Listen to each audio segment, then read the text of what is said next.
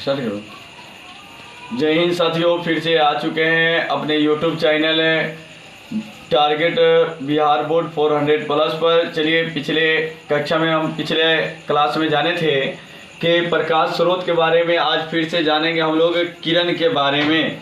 इसी के अंतर्गत आता है किरण पुंज कितने प्रकार के होते हैं, इसी में जानेंगे। अभिसारी, समांतर किरण पुंज, अपसारी किरण पुंज, इस सब के बारे में एक एक विस्तार से चर्चा करेंगे। चलिए दिखाते हैं आपको कि प्रकाश की किरण क्या है। देखिए, पहला नंबर क्वेश्चन है मेरा, प्रकाश की किरण क्या है। एक सरल रेखा पर चलने वाले प्रकाश को प्रकाश का किरण कहते हैं। दोस्तों याद रखेंगे, एक सरल रेखा पर चलने वाले प्रकाश को प्रकाश का किरण कहते हैं। देखिए दोस्तों, इसका फिगर इस प्रकार से होता है कि एक आराम रेखा खींच दीजिएगा और उस पर देखिए इस प्रकार से रेखनिंग देने के बाद ये क्या होता है, एक सरल रेखा। ये देखिए प्रकाश एक सरल रेखा पर एकदम आसानी से चल रही है, तो एक इसीलिए कहा जाता है एक सरल रेखा पर चलने वाली प्रकाश को प्रकाश का किरण कहते हैं। किरण, उसके बाद आता है किरण पुंज क्या है।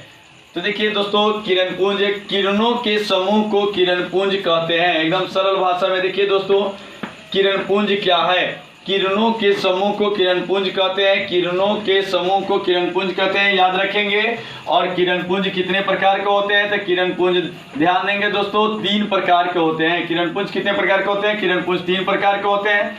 पहला नंबर होता है अपसारी किरण पुंज, दूसरा का होता है अभिसारी किरण पुंज, तीसरा का होता है समांतर किरण पुंज। दोस्तों चलिए एक बारी बारी से हम लोग जानेंगे। सबसे पहला नंबर है मेरा अपसारी किरण पुंज। क्या होता है कि एक बिंदु स्रोत से निकलकर फैलती हुई प्रतीत होती है, तो उसी को हम लोग अपसारी किरण पुंज कहते हैं।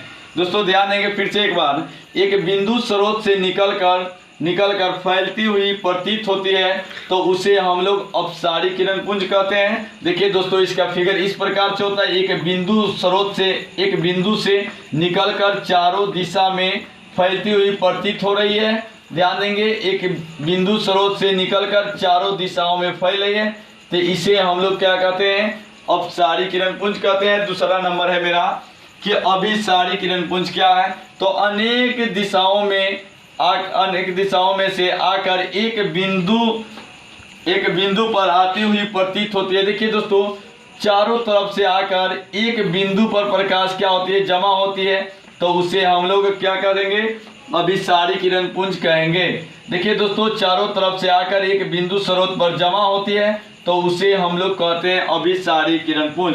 अब देखिए दोस्तों तीसरा नंबर है मेरा कि समांतर किरण पुंज क्या होता है। देखिए, एक दूसरे के जो समांतर होता है, तो उसे हम लोग समांतर किरण पुंज कहते हैं। जैसे मान लीजिए दोस्तों कि अगर मान लिया जाए कि अगर आप और हम दोनों जब एक दूसरे के समांतर है, तो उसे समांतर किरण पुंज कहते हैं। याद रखेंगे, एकदम सिंपल परिभाषा है। तीसरा नंबर समांतर किरण पुंज क्या होता है, जो एक दूसरे के समांतर होते हैं उसे समांतर किरण पुंज कहते हैं। देखिए दोस्तों, समांतर किरण पुंज का फिगर किस प्रकार का होता है, जो एक दूसरे के क्या होता है, समांतर होता है। इस प्रकार से होता है इसका फिगर।